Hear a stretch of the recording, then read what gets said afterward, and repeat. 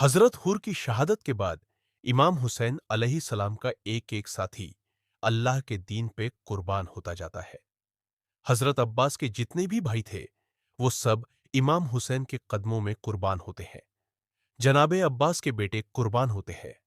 हजरत हबीब इब्ने मजहिर अपनी कमर में लाठी को बांध देता है ताकि वह झुकी हुई कमर सीधी हो जाए और आप मैदान में जाके शहादत का जाम पी लेते हैं।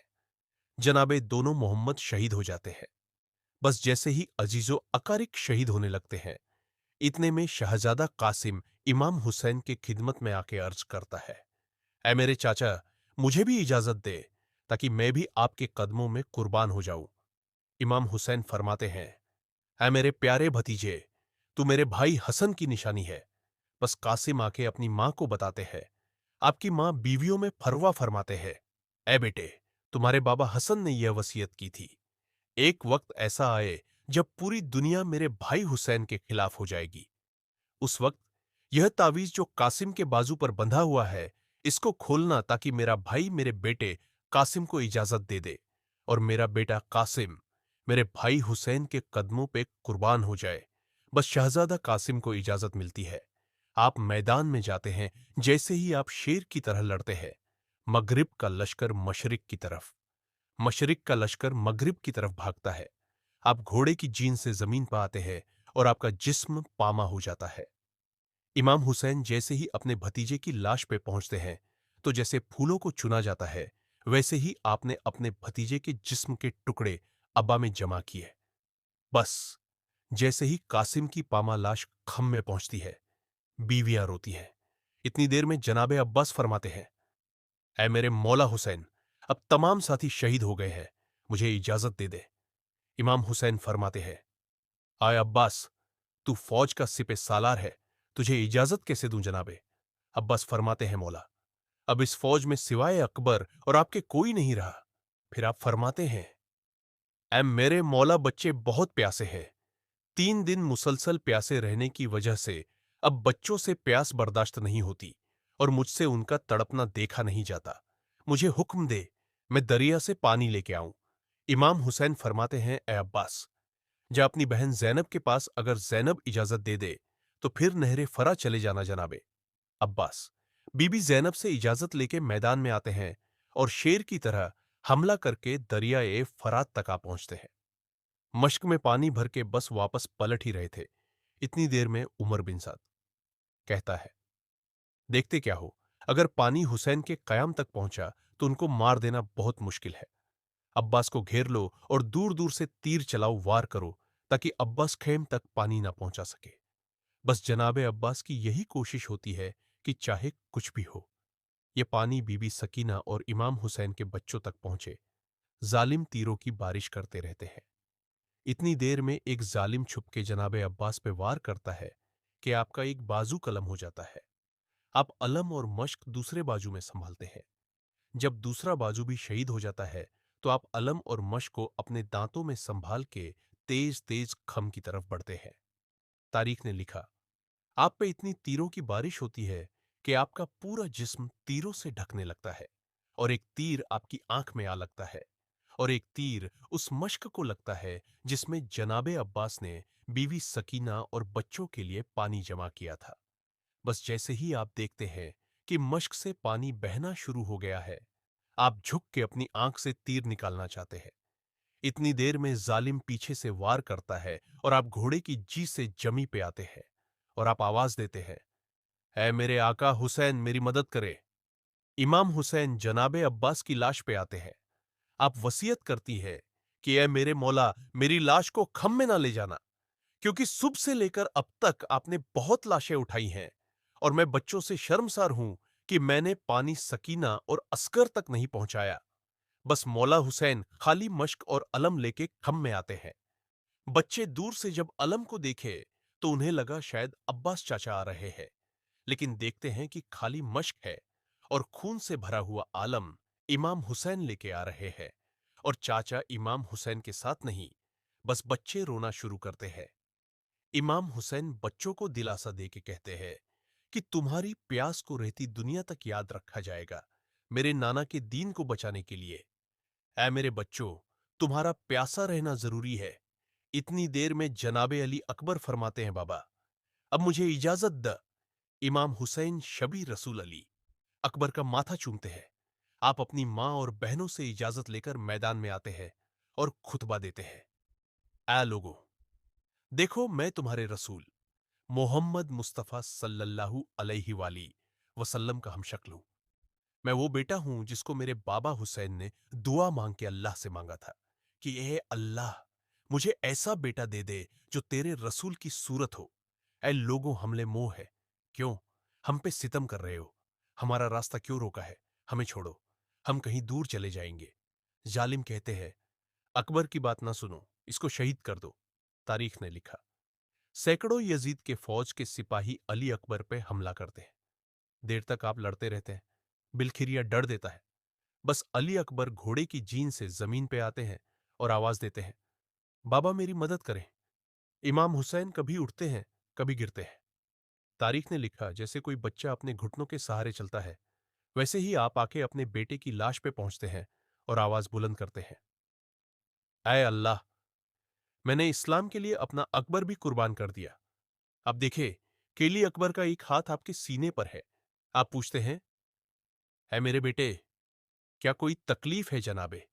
अकबर फरमाते हैं, बाबा एक जालिम ने मेरे सीने में बरछी मारी और कहता गया। अब देखते हैं यह बूढ़ा बाप अपने बेटे के सीने से यह बरछी कैसे निकालता है। बस इमाम हुसैन अली अकबर का हाथ सीने से हटाते हैं और एक हाथ अपना जमीन करबला पे रखते हैं। एक हाथ से बरछी को पकड़ते हैं और कहते हैं, ऐ दादा इब्राहिम, देख मैं अपना इस्माइल कैसे जबाह करता हूं। जैसे ही खींचते हैं तो अकबर इमाम हुसैन की गोद में तड़पने लगता है। आप कहते हैं, ऐ अल्लाह, मेरे बच्चे की कुर्बानी कबूल करना। बस अली अकबर की लाश को उठाए खम में आते हैं और बीबी उम्मे लैला और बीबी जैनब से कहते हैं, मेरे बेटे की कुर्बानी कबूल हो गई। फिर आप मैदान में आके हुज्जत तमाम करते हैं और कहते हैं, ऐ मेरे नाना की उम्मत, मैं तुम्हारे रसूल का नवासा हूं और इन खम में तुम्हारे रसूल की बेटियां हैं। हमने 3 दिन से पानी नहीं पिया। हमारा क्या कसूर है? वह सब कहते हैं, तुम्हारा यह कसूर है कि तुम अली के बेटे हो। यहां सब अली की औलाद से बदला लेने आए हैं।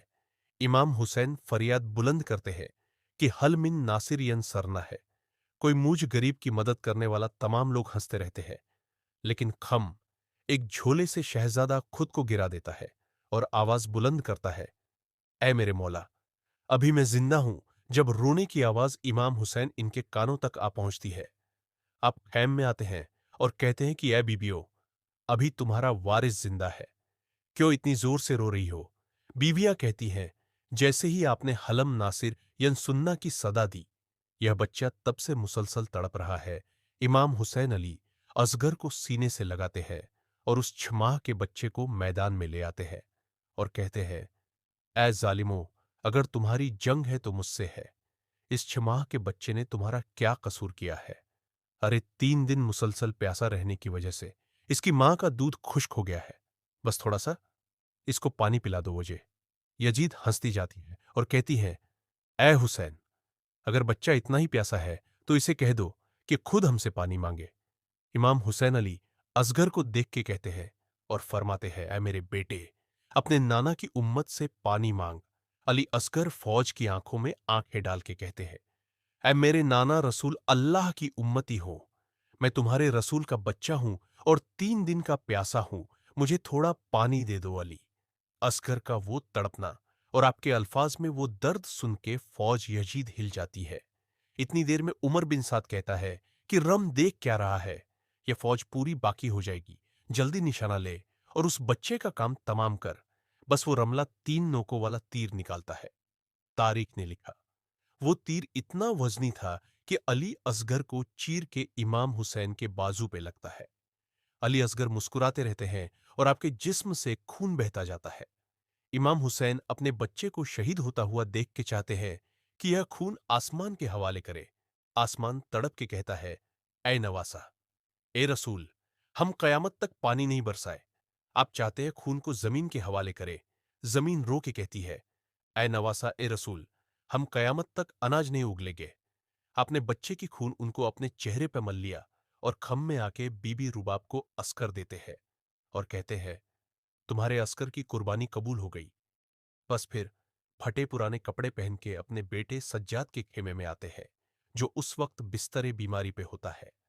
आप फरमाते हैं, ऐ सज्जाद, अपने बाप का आखिरी सलाम कबूल कर। इमाम सज्जाद चाहते हैं कि मुझे भी इजाजत मिले मैदान में जाने की। इमाम हुसैन फरमाते हैं, सज्जाद, तुम्हारा इम्तिहान इतना आसान नहीं बेटा, हमें शहीद हो लेने दो। उसके बाद तुम्हें बेटियों और बहनों के साथ कैदी होना है और कूफा और शाम के बाजारों में पत्थर खाने हैं। फिर तमाम बीबियों से अलविदा कह के मैदान में आते हैं। तारीख ने लिखा, आपने खुतबा दिया और उस खुतबा में यह फरमाया, ऐ जालिमों, इस लश्कर में काफी ऐसे लोग भी मौजूद हैं जिन्होंने खुद अपनी आंखों से देखा है कि मेरे नाना हजरत मोहम्मद मुस्तफा सल्लल्लाहु अलैहि वसल्लम मुझे अपने कंधों पे उठा के घुमाया करते थे, मुझे अपनी जबान चुसाया करते थे और यह कहते थे कि हुसैन मिन्नी वाना मिनल, हुसैन मैं हुसैन से हूं, हुसैन मुझसे है। उमर बिन साद और शिमर जोर जोर से हंसते हैं और कहते हैं, हुसैन की बात ना सुनो और हमला कर दो। तारीख ने लिखा, सैकड़ों सिपाही इमाम हुसैन पे वार करते हैं। इमाम हुसैन सबको फिन्नार करते हैं। फिर हजारों का लश्कर एक साथ हमला करता है। इमाम हुसैन उनको भी फिनर करते हैं। बस इतनी देर में आवाज आती है, हुसैन पे एक साथ हमला करो। बस एक तरफ रसूल अल्लाह का नवासा जो 3 दिन का भूखा प्यासा है और दूसरी तरफ 9 लाख का लश्कर।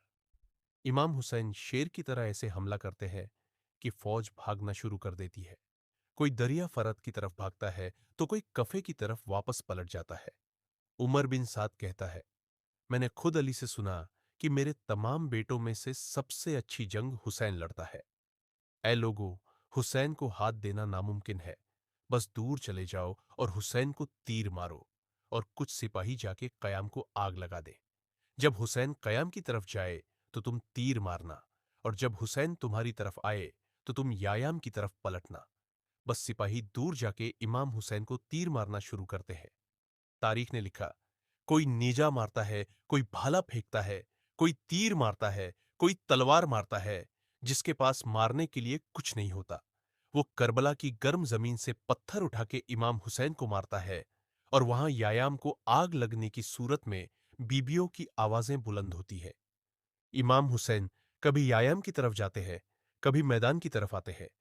बस आवाज गैब आने लगती है, ए हुसैन, तेरा अल्लाह तुझसे राजी हो गया। इमाम हुसैन अपनी तलवार को रोक लेते हैं और फौज यज्जद में से कोई जालिम इमाम हुसैन की पुश्तैनी घोड़े की जीन से जमीन पे आते हैं और सजदा शुक्र में चले जाते हैं। मुसलसल अल्लाह के दरबार में अर्ज करते हैं, ऐ अल्लाह, तेरा शुक्र है कि तूने मोहम्मद के इस नवासे को इस अजीम इम्तिहान के लिए चुना। बस वह यायाम जलते रहे और यहां आप अल्लाह का शुक्र करते रहे। इतनी देर में जालिम आगे बढ़ते हैं और इमाम हुसैन का सर काटना चाहते हैं। तारीख ने लिखा, जो भी इमाम हुसैन के करीब आए, इमाम हुसैन की आंखों में उनको रसूल अल्लाह अल्लाह का चेहरा नजर आए, वो दूर चला जाए। शमर कहता है, यह काम मुझसे ही होना है। बस वो नवासा रसूल का सर काट के नोके नजा पे बुलंद करता है और इमाम हुसैन के जिस्म मुबारक पे घोड़ों को दौड़ाया जाता है। आपकी लाश को पामा कर दिया जाता है, आपके यायाम को लूटा जाता है, आपकी मस्तूरा को बेचादर करके कैदी बनाया जाता है। लेकिन आपका सर मुबारक कटने के बाद भी नो के नजा प बुलंद होकर तमाम इंसानों के नजदीक यह पैगाम देता है कि ला इलाहा इल्लल्लाह मोहम्मद रसूलुल्लाह, अल्लाह के सिवा कोई इबादत के लायक नहीं और मेरे नाना हजरत मोहम्मद मुस्तफा सल्लल्लाहु अलैहि वसल्लम अल्लाह के रसूल है।